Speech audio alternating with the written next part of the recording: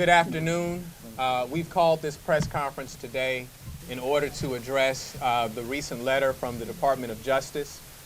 This is the second letter that the city has received on behalf of the Department of Justice to address the issue of a sanctuary city. I will begin the press conference by reading from a prepared statement that I have authored. The initial comments within this statement are a reassertion of comments that I have made previously with respect to the Department of Justice's letter. The City of Jackson is firmly committed to promoting the safety and security of our communities. We unflinchingly uphold the principles of human rights for human beings. Racial profiling is patently illegal, violating the U.S. Constitution's principal assertion of equal protection under the law for all and the freedom from unreasonable searches and seizures. Furthermore, racial profiling is ineffective.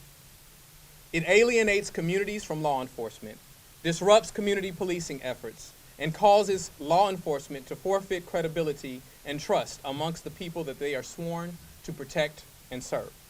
It is my belief that the action taken by the City of Jackson to enact an anti-racial profiling ordinance is not in violation of the law, but to the contrary. It is an effort to undergird the long-standing ideals that are firmly cemented within our justice system. We, the City of Jackson, are in compliance with the Department of Justice and look forward to resolving this issue.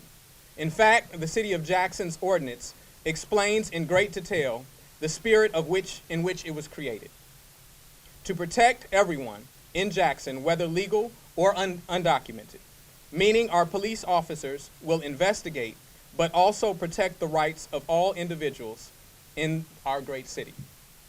However, the alienation, this is a point that we want to make clear, the alienation of communities from law enforcement through the use of racial profiling will only lead to the perpetuation of unreported, heinous, hateful, and reprehensible crimes such as abuse, rape, sexual harassment, kidnapping, and illegal detention, human trafficking, and forced labor, to name a few.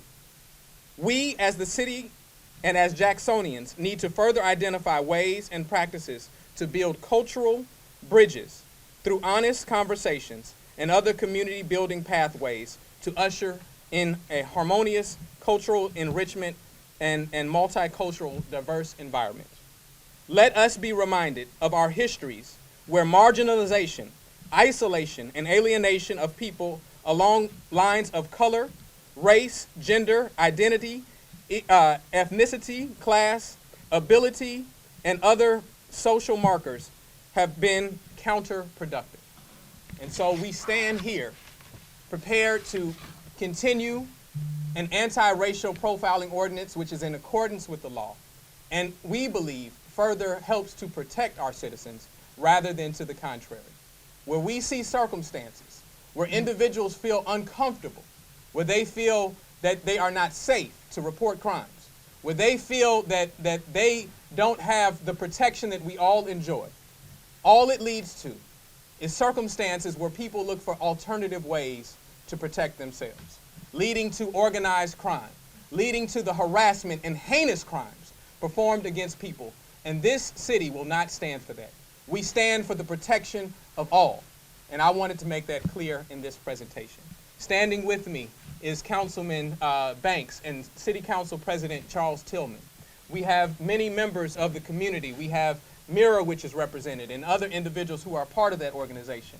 We're standing here with our city attorney, our police chief, our fire chief, and a host of others that stand ready and prepared as we present the facts as they are.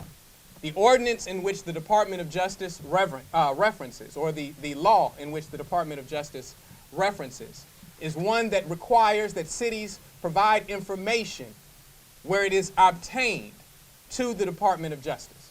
Our ordinance is one of an anti-racial profiling. It is an investigation strategy where we don't ask for that information.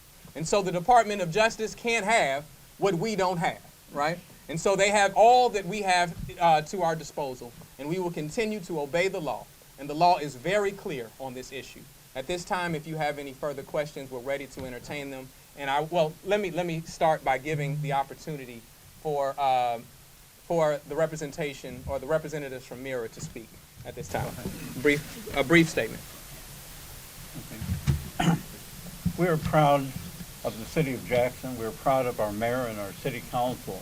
This ordinance that is so controversial with the Trump administration is an ordinance that was crafted by your father, Chokwe, and when he was in the city council, and Patricia Ice, our legal project director. It was enacted in 2010 and has been very successful in many ways. Besides preventing discrimination, it has also encouraged people to move into the city of Jackson, which is very important because, as you know, we've had a loss of population, and particularly Latinos and other immigrants feel safer in Jackson than any of the surrounding communities. So we stand with the city of Jackson as the city of Jackson has stood with us, and will continue to do that. Thank you so much.